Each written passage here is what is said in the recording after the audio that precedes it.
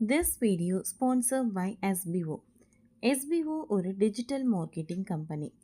அவங்க கொடுக்குற ப்ராடக்டை நீங்கள் சோஷியல் மீடியாவில் ப்ரமோட் பண்ணுறது மூலயமா மந்த்லி 15,000 ஏர்ன் பண்ணலாம். இன்ட்ரெஸ்ட் இருக்கவங்க இதை பற்றின டீட்டெயில்ஸ் தெரிஞ்சுக்க டிஸ்கிரிப்ஷனில் இருக்கிற வாட்ஸ்அப் நம்பருக்கு உங்களுடைய நேம் குவாலிஃபிகேஷனை சென்ட் பண்ணுங்கள். தேங்க்யூ. ஸ்கிப் பண்ணாதீங்க, பெரிய தப்பு. தினம் 300 ரூபாய் சம்பாதிக்க அரிய வாய்ப்பு. இன்ஸ்டாகிராம், ஃபேஸ்புக் பயன்படுத்த தெரிந்தால் போதும். Content post and content publishing மூலமா தினம் 300 ரூபாய் சம்பாதிக்கலாம். இந்த வேலை செய்ய 5 நிமிடம் போதும். Work training support, group communication support, all language customer live chat support, முக்கியமா சொந்தமா ஒரு பிசினஸ் ஸ்டார்ட் பண்ற அளவுக்கு உங்களால கற்றுக்கொள்ளவும் முடியும், சம்பாதிக்கவும் முடியும். இந்த வேலை வாய்ப்பு வழங்குவது 5 வருடத்திற்கு மேல ரன் ஆகிட்டு இருக்க நம்ம தமிழ்நாட்டு company school of business organisation private limited. மேலும் விவரங்களுக்கு டிஸ்கிரிப்ஷன்ல கொடுத்திருக்க நம்பருக்கு வாட்ஸ்அப் பண்ணுங்க. இந்த ஆண்டு இதுவரை 5.25 லட்சம் பேர் நாய்க்கடியால் பாதிப்பு. ராபிஸ் நோயாளி 28 பேர் பலி. தமிழக சுகாதாரத்துறை. தமிழகத்தில் 2025ஆம் ஆண்டில் இதுவரை தமிழ்நாட்டில் 5.25 லட்சம் பேர் நாய்க்கடியால் பாதிக்கப்பட்டுள்ளதாகவும் 28 பேர் ராபிஸ் நோயால் உயிரிழந்ததாகவும் தமிழக பொது சுகாதார மற்றும் நோய் தடுப்புத்துறை தகவல் தெரிவித்துள்ளது. தெருநாய்க்கடி சம்பவங்கள் வெகுவாக அதிகரித்து வருகின்றன. தெருநாய்க்கடியால் ராபிஸ் தாக்குதலுக்கு உள்ளாகி உயிரிழப்புகள் ஏற்படுவதும் தொடர்ந்து வருகிறது. இந்தியாவில் தெருநாய்க்கடி சம்பவங்களில் அதிகம் நடைபெறும் மாநிலங்களில் தமிழகத்திற்கு 2வது இடம் உள்ளது. தமிழ்நாட்டில் சுமார் 13 லட்சம் தெருநாய்கள் உள்ளதாக தரவுகள் தெரிவிக்கின்றன.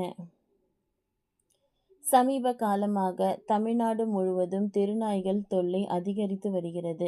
சென்னை உள்ளிட்ட நகரங்களில் பல தெருநாய்களில் அங்கும் இங்கும் சுற்றி திரியும் தெருநாய்கள் கடித்தால் பொதுமக்கள் பாதிக்கப்படுகின்றனர். இரவு நேரங்களில் கூட்டம் கூட்டமாக நாய்கள் தெருக்களில் வலம் வருவதால் இருசக்கர வாகனங்களில் செல்வோர் அச்சமடைகின்றனர்.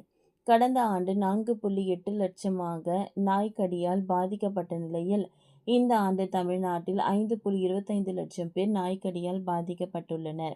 கடந்த ஆண்டு 43 பேர் நாய்க்கடியால் உயிரிழந்துள்ள நிலையில் இந்த ஆண்டு இதுவரை 28 பேர் உயிரிழந்து உள்ளதாக பொது சுகாதாரத்துறை தகவல் வெளியிட்டுள்ளது. தமிழ்நாட்டை பொறுத்தவரை அனைத்து அரசு பொது மருத்துவமனைகள், மாவட்ட மருத்துவமனைகள், நகர்ப்புற மருத்துவமனைகளில் நாய்க்கடிக்கு தேவையான மருந்துகள் இருப்பில் உள்ளதாக சுகாதாரத்துறை தெரிவித்துள்ளது. ரேபிஸ் நோயால் பாதிக்கப்பட்டவர்கள் ARV தடுப்பூசி செலுத்திக் கொள்ள வேண்டும் என அறிவுறுத்தப்பட்டுள்ளது. நாய் தனது நகத்தால் கிழித்தாலோ அல்லது நாய் மூலம் ஏதேனும் சிறிய காயங்கள் ஏற்பட்டாலோ RIG என்று சொல்லக்கூடிய ராபிஸ்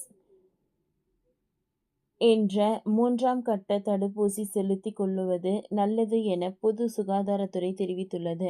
நாய்க்கடியால் பாதிக்கப்பட்டவர்களை உடனடியாக 4 டோஸ் ARV தடுப்பூசி அட்டவணைப்படி தடுப்பூசி செலுத்திக் கொள்ள வேண்டும்.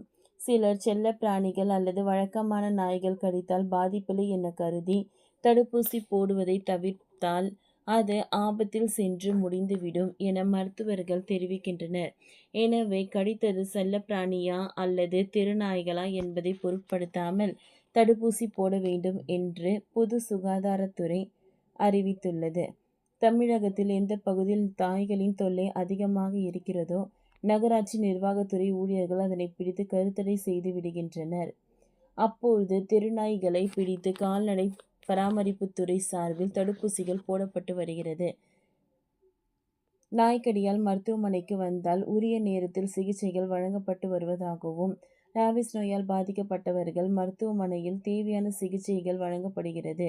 ராபிஸ் நோயில் இருந்து மீள வேண்டும் என்றால் 4 டோஸ் தடுப்பூசியை அனைவரும் செலுத்திக் கொள்ள வேண்டும் என பொது சுகாதாரத்துறை இயக்குனர் சோமசுந்தரம் அறிவுறுத்தியுள்ளார். ஓகே ஃப்ரெண்ட்ஸ், இந்த வீடியோ உங்களுக்கு யூஸ்ஃபுல்லாக இருந்ததுனால் லைக் பண்ணுங்கள், ஷேர் பண்ணுங்கள், சப்ஸ்கிரைப் பண்ணுங்கள். தேங்க்யூ.